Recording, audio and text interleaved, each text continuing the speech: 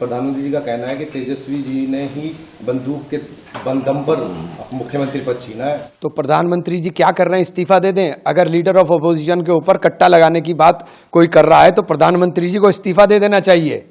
प्रधानमंत्री जी क्या कर रहे हैं? इस्तीफा देना प्रधानमंत्री जी। अगर इतनी अराजकता आपको दिखाई दे रही है कि लीडर ऑफ अपोजिशन के ऊपर भी कट्टा रख के कोई करा सकता है तो फिर आपको इस्तीफा दे देना चाहिए।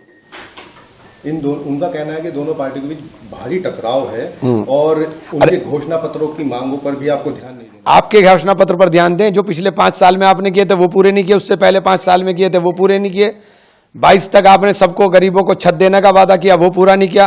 15 लाख लोगों को 15 लाख रुपए का वादा किया, वो पूरा नहीं किया। लोगों को रोजगार देने का, आपने नौकरियां देने का वादा किया, वो पूरा नहीं किया। तो आपके वादे और आपके झांसे में कब तक आएंगे? 2,500 रुपए देकर के दिल्ली की महिलाओं को आपने झांसे में लिया, सरकार बनाई और सरकार बनते ही बुलडोजर चला करके पूरी झोपड़पट्टियां साफ कर दी। अब यहां 10,000 रुपए का झांसा दे रहे हो। इस 10,000 के अंदर क्या क्या साफ करोगे ये तो चुनाव के बाद पता चलेगा, क्योंकि आपके वादे इरादे 14 नवंबर के बाद सब समाप्त हो जाएंगे।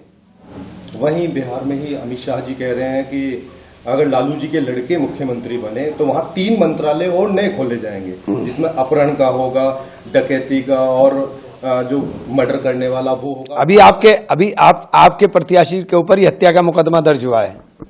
अराजकता का नंगा नाच जो मोकामा के अंदर हो रहा है वो सारा देश देख रहा है। वो कह रहे हैं कि अगर हमारी सरकार बनती है। आपकी सरकार तो है, आपकी सरकार तो है, पिछले 15 साल से लगातार चल रहे हैं। तो हम बिहार को मुक्ति बिहार तो पहले क्यों नहीं बनाया? पहले क्यों नहीं बनाया? पिछले 5 साल पहले वादा करके गए थे, क्यों नहीं बनाया भाई?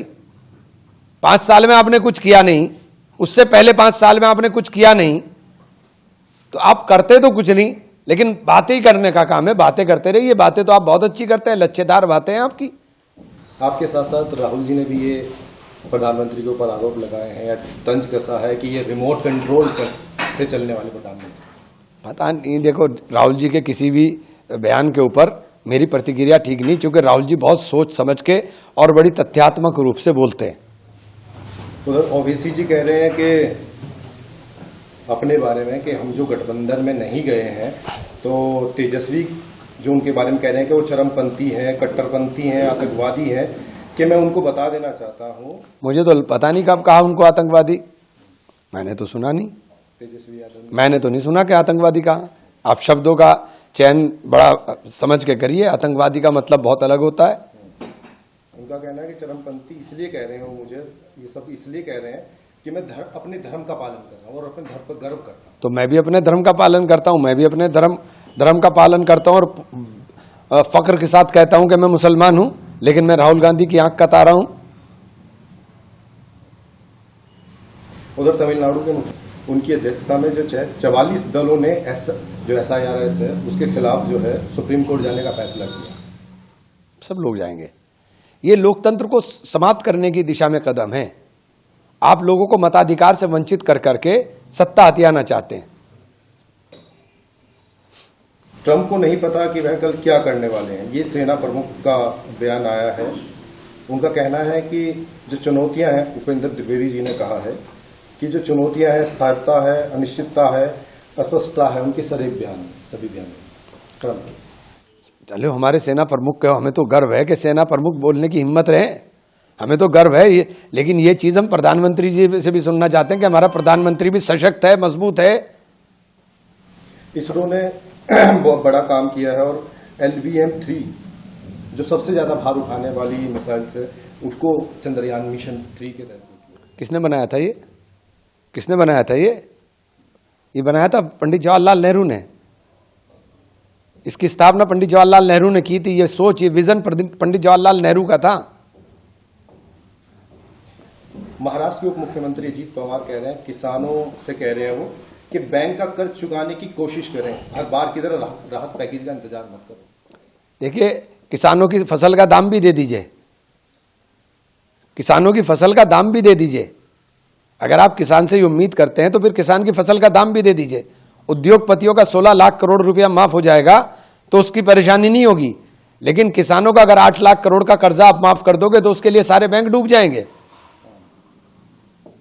उधर जो है एक मधुबनी से भाजपा सांसद हैं अशोक यादव, वो एक जनसभा में वहां पर जो केवटी में हो रही थी बिहार के अंदर, वहां कह रहे हैं कि जो चुनाव है केवटी का वो पाकिस्तान की सीमा की लड़ाई जैसा बन गया है। और मुसलमानों पर उन्होंने कटाक्ष करते हुए ये भी कहा कि सरकारी योजनाओं का लाभ तो लेते हैं, वोट नहीं देते। ये उनके बाप की योजनाएं हैं क्या? या उनके बाप की योजनाएं हो तो ना दें उसमें लाभ? ये देश उनका नहीं है कि केवल उनका है, ये देश सबका है। इसके संसाधनों के ऊपर सबका उतना ही अधिकार है जितना उनका है। उनका ये भी कहना है कि मुस्लिमों को अब बीजेपी की मुख्य धारा में शामिल होना चाहिए। दिल तो बड़ा करो, दिल में तो जगह नहीं है, गुंजाइश नहीं है। तुम धारा की बात करना चाहते हो, सांस तो लेने पे तुम्हें दिक्कत है कि वो सांस क्यों ले रहे हैं खुले में? स्वामी प्रसाद मौर्य कहने हैं कि जय श्री राम और जय बजरंग बली का नारा जो लोग लगाते हैं वो नहीं, देखिए बहुत खराब बात है। जय श्री राम का नारा प्रेम का नारा है, इसको नफरत के साथ नहीं लगाना चाहिए और ना इसके अंदर नफरत है। प्रभु श्री राम ने जिन्होंने शबरी के झूठे बेर खाए हों तो उन्होंने वो शबरी के झूठे बेर इसलिए नहीं खाए थे। शबरी के झूठे बेर समाज के अंदर समरसता और समाज के अंदर एकता के लिए खाए थे। तो प्रभु श्री राम के आदर्शों को माने, मर्यादा पुरुषोत्तम श्री राम, उनको ऐसे ही नहीं कहा गया। उनकी मर्यादाओं का पालन करें, मर्यादित आचरण करें। तो प्रभु श्री राम का नारा तो प्रेम का नारा है, उसके अंदर नफरत कहां से आती है? खुद इमरान मसूद भी इस नारे को लेकर पहले चर्चाओं में रहे थे, उन्होंने खुद नारा लगाया था और सब चीजों को। मैं कह रहा हूं कि प्रभु श्री राम का नारा प्रेम का नारा है, सामाजिक समरसता की, सामाजिक एकता का बातें प्रभु श्री राम के आचरण के अंदर होती हैं। उन्हीं को इसीलिए मर्यादा पुरुषोत्तम कहा गया। जिनको प्रभु श्री राम के बारे में जानकारी नहीं, वो इस प्रकार के अनर्गल बातें मत करें, या तो पढ़ें और पढ़ करके बोले। बिहार का चुनाव चल रहा है, किस तरह से आप अपनी प्रतिक्रिया देना चाहेंगे? क्योंकि लालू प्रसाद जो लड़के हैं उन्होंने मुख्यमंत्री के लिए उन्होंने कहा कि रोजगार चाहिए बिहार के लोगों को। ये लोग हर बार वादा करके जाते हैं और भूल जाते हैं। पिछली बार तो स्पेशल पैकेज दे रहे थे, क्यों नहीं दिया बिहार को स्पेशल पैकेज? आपने 5 साल क्या किया? आपने 5 साल के पिछले वादों में एक भी वादा पूरा नहीं किया। आपको शर्म नहीं आती अगली बातें करते हुए? इसीलिए तो ये कट्टे की और अपहरण की और इसकी बातें कर रहे हैं, क्योंकि पिछले वादे इनके पूरे नहीं हुए, इनके पास मुद्दा नहीं है। बताएंगे क्या? तेजस्वी यादव कह रहे हैं कि हम सरकार बनाएंगे और शपथ लेंगे और इंशाअल्लाह